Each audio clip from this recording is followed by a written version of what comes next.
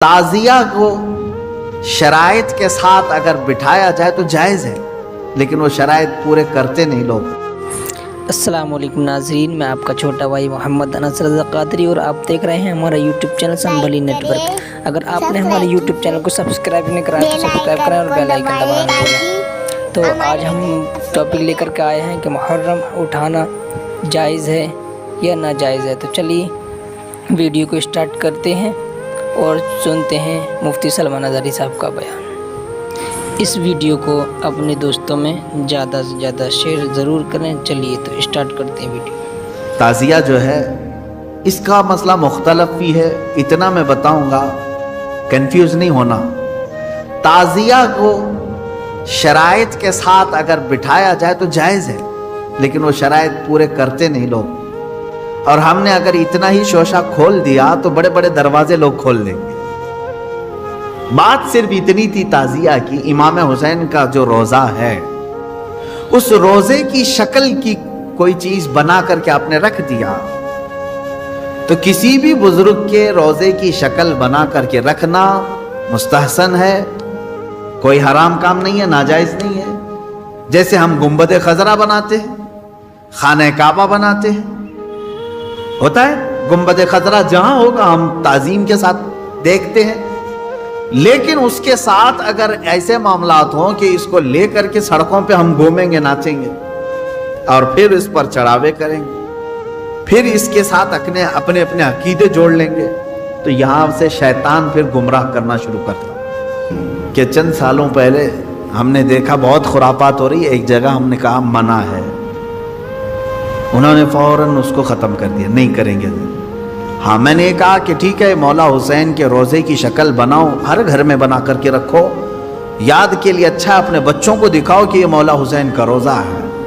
हम जैसे गुंबद खजरा रखते हैं अपने घरों में, खाने काबा रखते हैं, इमाम हुसैन का रोज़ा रखने में कौन सी दिक्कत की बात है। मैं इतना ज़्यादा मुखालिफ नहीं हूँ इस चीज़ों का। रखो, आप पीतल का बनाते बनाओ, तांबे का बनाते बनाओ, सोने का बनाते हो बनाओ, उसमें हरज नहीं। हम जिस चीज़ की मुखालफत करते हैं वो खुराफात व हराम कारियाँ जिसको बाहर सड़कों पर किया जाता है, मैं उसका मुखालिफ। खैर, बात आई, बंद हो गई, लेकिन होता क्या था मालूम है, चंद दिनों के बाद दूसरा मुहर्रम आया तो घर वाले कहते हैं कि हजरत वो तो बंद हैं, लेकिन बच्चे वैसे ही नाच रहे हैं, हाथ ऐसे लंबे करके खुद पंजा बन गए और नाच रहे हैं। तो मैं इस चीज को मिसाल में इसलिए बता रहा हूं कि बनी इसराइल बछड़े की पूजा करते थे, हुक्म आया उनके कत्ल का, कत्ल भी हुए, बछड़ा भी मार दिया गया, लेकिन जमाने तक उनके दिलों से बछड़े की मोहब्बत गई नहीं थी। वही जिक्र आज की आयत में मैंने पढ़ा है। अल्लाह फरमाता है सुम्मा इत्तखज़ुल इज्ल मिन बअदि मा जाअतहुमुल बय्यिनात, फिर ये बछड़े को ऐसा लेकर के बैठे रहे जबकि इनके सामने खुली हुई निशानियां थी। व उशरिबू फी क़ुलूबिहिमुल इज्ल, अल्लाह फरमाता है इनके दिलों में ऐसा लगता है बछड़ा पिला दिया गया है, पी गए हैं बछड़े को, इतनी मोहब्बत थी। जबकि रोशन आयतें और दलीलें देखी तो खुलासा यह है मेरे अजीज़ों, कहने का मतलब कि बाज़ चीज़ें गुमराहियाँ ऐसी हैं जिनको छोड़ने के बाद भी वो कचोके लगाती रहती हैं। बुरे गुनाह भी ऐसे हैं जिनको छोड़ने के बाद वो दोबारा दिमाग में वसवसे डालते रहते हैं। इन कामों को हतमी तौर पर अपने तसव्वुर में भी ना आए।